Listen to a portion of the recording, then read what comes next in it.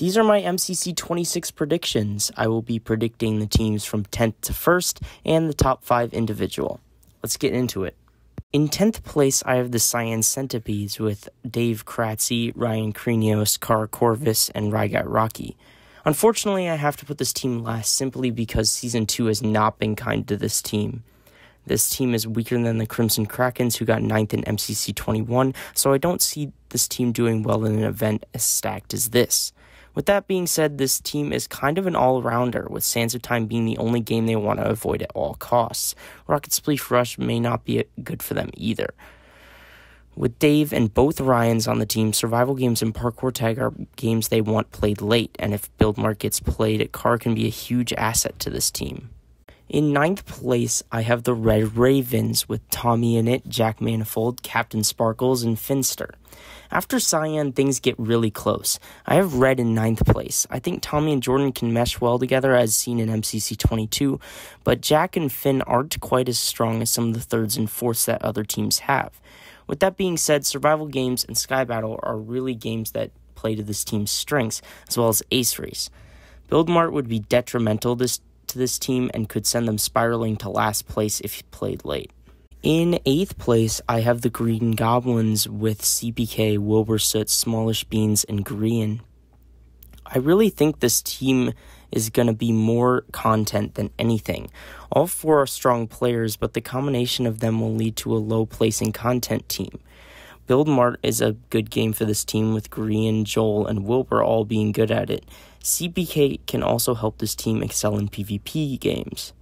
Movement games like To Get to the Other Side and Parkour Tag might be the things that kill this team's chances. Their Ace Race and Rocket Spleef Rush could make up for it, though. In 7th place, I have the Orange Oozes with Tapple, Skeppy, Bad Boy Halo, and Spifey. I have said a few times in the last month that I think we will see a resurgence in Tapple. While I don't think this team will do well simply because of a lack of experience in the other 3 members, I think Harvey will net a top 5 individual spot. If this team wants to make Dodgebolt, Sky Battle, and To Get to the Other Sides are key games that this team needs played late. Battlebox also holds potential for them. In the rest of the games, I think they are at a slight disadvantage in all of them simply because of lack of experience. However, if Skeppy can learn the mechanics to games like Rocket Spleef Rush and Ace Race better than before the event, this could be a deadly team. In 6th place, I have the Lime Liches with Pizza Hut, Cub Fan, In the Littlewood, and Solidarity. There aren't a whole lot of weak individual players this MCC, and this team is no exception. Pete is Pete, and all 3 other players can make top 15 on a good day, and Martin can make the top 10.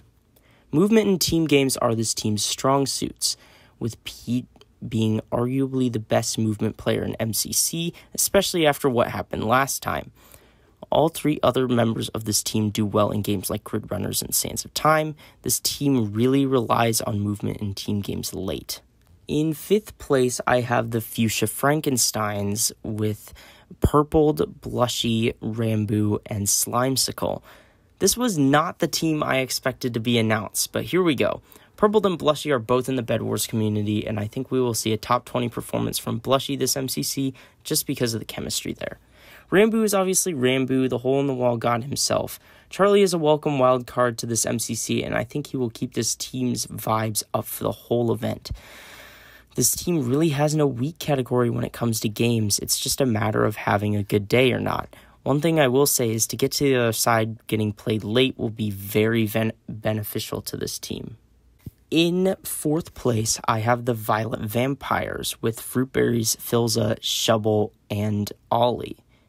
While not as strong as his last team, Fruit's team this event is still strong, and I'm surprised there weren't more people on Reddit requesting Fruits of Minecraft. Phil, Shelby, and Ollie are weaker than Sylvie, Sam, and Errett, so I don't think we will see this team in Dodgebolt, but top 5 they are almost a shoo-in. Rocket Spleef Rush and especially Hole-in-the-Wall are games that this team wants played as late as possible. Team games are a bit of a toss-up, with Fruit and Phil being okay at them and Shelby and Ollie being amazing at them. This is a strong team, but they will have a lower ceiling than other teams in my opinion. In 3rd place, I have the Blue Banshees with Puns, Foolish, Tubbo, and Goomy. Puns and Foolish finally united for an MCC. Not only that, but their team is strong with Tubbo and Goomy as their 3rd and 4th players.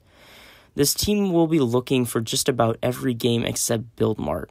Tubbo and Gumi are great at grid runners, Puns and Foolish are great at PvP games, Puns, Foolish, and Tubbo are all good at movement games, and Puns is an excellent runner in Sands of Time, and Gumi's an excellent Sandkeeper. With that, I think it really comes down to game order and performances on the day. I do think they can make Dodgeball. In second place, I have the Aqua Abominations with H-Bomb 94, Scott Smager, Sylvie, and Amesy. Scott is going to get canceled again. Let's go. Scott and H-Bomb is a tried and tested duo, and with Sylvie and Amesy rounding out the team, I can really see this team as a Dodgeball contender. After MCC 14, I said Scott should not be allowed to team with H-Bomb anymore, and I stand by that. So I get to say I told you so if they win. This team is looking for team games late. Amesy has shown her sandkeeping skills to the world. With H-Bomb coaching, I see an easy first in that game. Not to mention Build Mart. Oh god, Build Mart. This team is going to break the cannon point record. The key to keeping this team out of Dodgeball is to play PvP games like BattleBox and Sky Battle late. That's their weak point. And in first place, I have the Mustard Mummies with Sapnap, 5UP, G Nelly, and Michael McChill. I really do see Yellow as the strongest team, and by a decent margin. Sapnap and 5UP is a terrifying duo, and I see both of them in the top 10. Michael and G have been proven duos for Sapnap and 5UP, and I think their chemistry with each other will really make this team go far. Sky Battle, BattleBox, Parkour Tag, these are all games this team would like played late. Besides that, they don't really have a weak game, as I think 5UP can cover Build Mart if it pops up, and they're good enough at movement games and Sands of Time. Truly a team to be reckoned with. Also, here's a funny clip from Wolfie's predictions video. Sapnap's there to lead the team. 5UP's there to like pretend to lead the team, but he's gonna say some stupid shit. Sorry, 5UP. It's just the truth. I'm kidding. And now it's time for the top 5 individual predictions. Starting with first, I have Sapnap. With another Dodgeball appearance and likely win, I see Sapnap netting first individual. Simple as that. In second place, I have H-Bomb. With H-Bomb's strong performances recently, I can see him in the top 5 again with this strong team.